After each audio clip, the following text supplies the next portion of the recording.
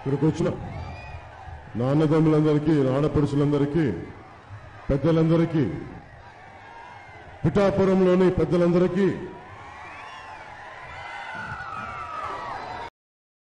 పేరు పేరున ప్రతి ఒక్కరికి హృదయపూర్వక నమస్కారాలు. జనసేన పార్టీ 2014లో ఏ పరిస్థితుల్లో పెట్టబడింది అంటే అవమానాలు, కన్నీళ్లు, మోసం, దగ, అవినీతి, దౌర్జన్యం వీటితో నిండిపోయిన టైంలో, రాజకీయ జవాబుదారీతో లేని సమయంలో, వేల కోట్లు లేకుండా, రాజకీయ కుటుంబాల నేపథ్యం లేకుండా, ఏదో దైవ ప్రేరణతోటి అండగా నిలబడాలి, మన ప్రజలకు అండగా నిలబడాలి, జాతీయ పార్టీలతో గొడవ పెట్టుకోవటం అంత తేలికైన విషయం కాదు. ఆ రోజున 2014లో మార్చి 14న జనసేన ఆవిర్భావం చాలా గొడవల మధ్య వచ్చింది, చాలా ఉద్రిక్తుల మధ్య. పవన్ కళ్యాణ్ అనే వ్యక్తి పార్టీ పెడతాడంటే 2009లో వీళ్ళు వచ్చి ఏం పీకారు, ఏం చేశారు, మళ్ళీ 2014 వచ్చి ఏం చేస్తారు. ఇలాంటి పరిస్థితుల్లో దాదాపు తెలంగాణలో, హైదరాబాద్లో చేస్తున్నప్పుడు విపరీతమైన తెలంగాణ ఆంధ్ర గొడవల మధ్యలో జనసేన పార్టీ ఏమాత్రం భయపడకుండా, ఏమాత్రం వెరవకుండా, ఏమాత్రం వెన్ను చూపకుండా చాలా బలమైన పార్టీ పెట్టాం. ఆ పార్టీకి ముఖ్య కారణం పెట్టడానికి తెలుగు జాతి నెట్టనిలువుగా చీల్చేశారు కొంతమంది కాంగ్రెస్లోని కొంతమంది పెద్దలు, బీజేపీలో కొంతమంది పెద్దలు. అది ఉత్తరాది అహంకారమా, లేతే మన తెలుగువారి బలహీనత, దుర్బలత్వమో మనకు తెలియదు. కానీ నాకు అనిపించింది ఇలాంటి సమయంలో చాలా బలంగా ఆశయాలను ముందుకు తీసుకెళ్లే వ్యక్తులు రావాలి. చాలా దశాబ్దాలు ఎదురు చూశాను అలాంటి వ్యక్తులు వస్తారేమో అని చెప్పి. నాకు నిజంగా రాజకీయాల మీద పెద్ద ఆసక్తి లేదు. నాకు ఉన్నదల్లా సమాజ సేవ చేయాలని ఆసక్తి, సామాజిక సేవ చేయాలని ఆసక్తి తప్ప రాజకీయాల్లో పదవులు సాధించాలి, గుర్తింపు పొందాలని ఎప్పుడు ఆశ లేదు.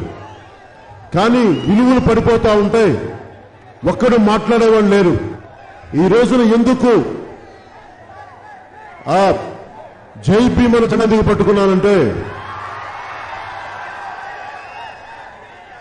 రాష్ట్ర విభజన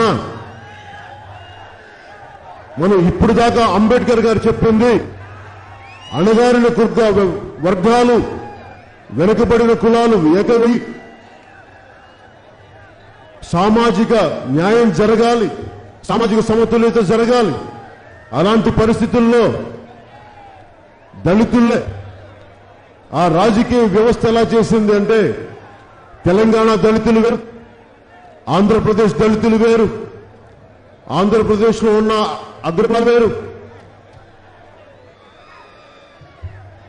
తెలంగాణలో ఉన్న అగ్రకులాలు వేరు, బీసీ కులాలు వేరు, ఆంధ్రప్రదేశ్ బీసీ కులాలు వేరని చెప్పి నిత్యం నిలువ చేసినాయి. ఇది అంబేద్కర్ గారి రాజ్యాంగ స్ఫూర్తికి విరుద్ధం. ఇవన్నీ నాకు బాధ కలిగి ఏ ఒక్కరూ మాట్లాడకుండా ఇంకా ప్రాంతీయ వివక్షలతోటి అడ్డగోలుగా మాట్లాడుతూ అడ్డగోలుగా దోపిడీ చేస్తా ఉంటే నేను చాలా సంవత్సరాలు చూశాను. పెద్ద ఆంధ్రప్రదేశ్ చెందిన పెద్ద రాజకీయ నాయకులు ఒక్కరన్నా ఒకే ఒక మాట, ఒకే ఒక వాక్యం, కొన్ని వాక్యాలు మాట్లాడతారేమో చూశాను. 1969 నుంచి 72 నుంచి స్టార్ట్ అయిన గొడవ 2014కి వచ్చే వరకు బోటుకే పోయేదని గొడ్డలతో కొట్టేదానికి తీసుకొచ్చారు.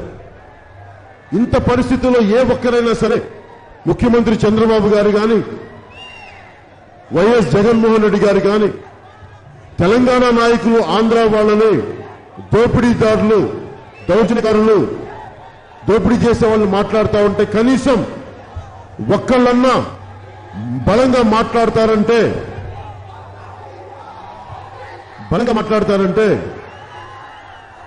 చంద్రబాబు గారు రెండు కళ్ళ సిద్ధాంతం నాకు రెండు రాష్ట్రాలు ఒకటే అని చెప్పి జగన్మోహన్ రెడ్డి గారికి తెలంగాణ నాయకులకి ఎదుర్కోవడానికి భయం ఒకసారి వెళ్ళి చూశారు. ఆయన వరంగల్లో తెలంగాణ యువత రాళ్లతో కొట్టి పంపించేశారు. ఇంకప్పటి నుంచి జగన్మోహన్ రెడ్డి గారి ధైర్యం పోయింది. నాకు బాధల్లా ఎవరో పాలకులు కొన్ని కుటుంబాలు కొన్ని కులాలను కూడా చెప్పలేను కొన్ని కుటుంబాలు దశాబ్దాలుగా పాలించిన ఈ రాష్ట్రాన్ని ఉమ్మడి ఆంధ్రప్రదేశ్ని వాళ్ళు చేసిన తప్పులకి మనం ఎందుకు దెబ్బతినాలి? ప్రజలు సామాన్యులు. ఎందుకు నేను అంబేద్కర్ గారి జెండా పట్టుకున్నానంటే మన కాకినాడ నుంచి వచ్చిన దళిత కుటుంబాలు నేనుండే శంకర్పల్లి దగ్గర పనిచేసే హైదరాబాద్ లో ఒక నిమిషం మీరు ఆపాలి, దయచేసి మీరు ఆపాలి.